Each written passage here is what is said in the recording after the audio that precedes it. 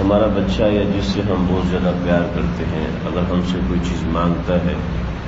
تو ہم بڑی کوشش کر کے محنت کر کے وقت نکال کے لا کے دیتے ہیں، خاص طور پہ جب عید کا موقع ہوتا ہے یا ایسا کوئی خاص موقع ہوتا ہے کہ جب یہی فرمائش اگر رسول اللہ صلی اللہ علیہ وسلم اپنی امت سے کرے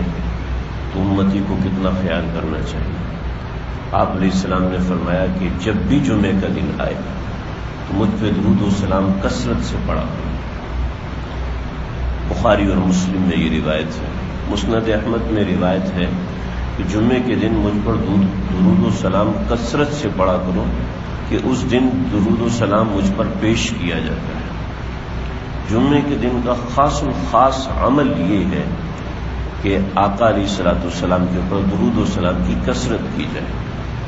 اور ہم سب کرنا چاہتے ہیں لیکن بھول جاتے ہیں، گاڑی چلا رہے ہیں، گاڑی پہ جا رہے ہیں،